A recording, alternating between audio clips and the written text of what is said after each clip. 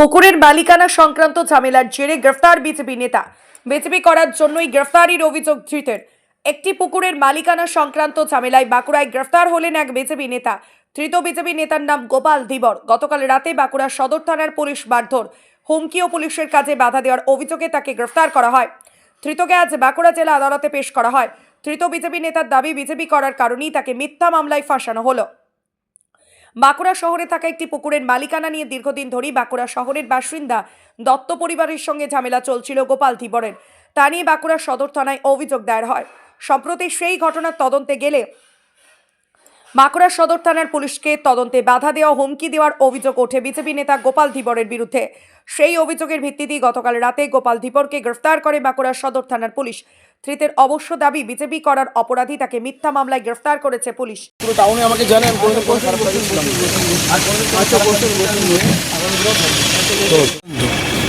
ঠিক আছে।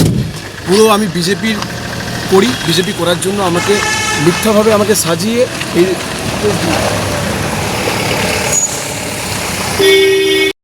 ফেসবুকে সব থেকে বড় যদি তৃণমূলের লিডার কেউ হয় সেটা হচ্ছে বাঁকুড়া থানার আইসি সুজয় তুঙ্গা। ঠিক আছে, আজ আমি বিজেপি করি, আমি তার বিরুদ্ধে লিখেছিলাম। সে মিথ্যা আমাকে কেস দিচ্ছে আমি বিজেপি করার জন্য। আমি বিজেপি করি সেটা বাঁকুড়া শোনা যায় না। আমি অপরাধ নই, আমি নির্দোষ। আমাকে মিথ্যাভাবে সাজিয়ে লোককে ডেকে এনে কমপ্লেনেন্ট সাজিয়ে এই সকল করছে। সবাই জানে তৃণমূল দ্বারা পরিচালিত হচ্ছে পুরো বাঁকুড়া থানা। আমার ঠাকুমার একটি পুকুর আছে, ওই পুকুরটির পাট নিয়ে একটু ঝামেলা হয়েছিল। দিয়ে মানে আমার বাবাকে খুব পাঁচির দেওয়া হয়েছিল, দিয়ে ওরা খুব মারধর করছিল।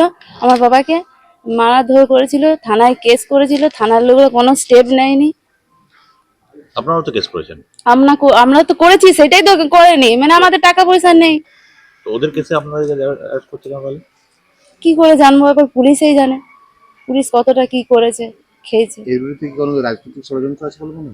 রাজনৈতিক ষড়যন্ত্র আছে তো। আমার ভাই বিজেপি পার্টি করে, এটাই ওদের মানে কি বলবো, ওদের জ্বলছে। বুঝতেই তো পারছেন তৃণমূল বিজেপির মধ্যে কি ঝামেলা রিসারিসি চলছে। এখন কি চাইছেন?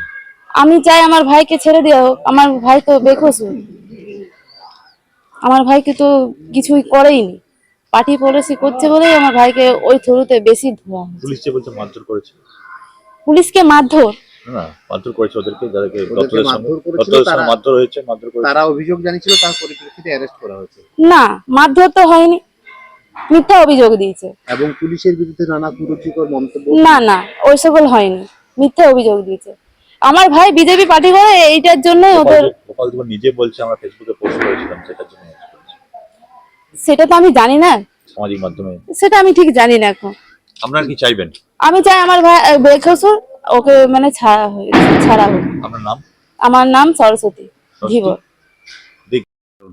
আমাদের ওই জায়গা নিয়ে ঝামেলা চলছিল ওই কৃষ্ণোত্তর সাথে, সেই কৃষ্ণোত্তর বেটাদের সাথে, কৃষ্ণোত্তর রাধা মাধব দত্ত আর ওই দুই ছেলে কি নাম গোপাল দত্ত,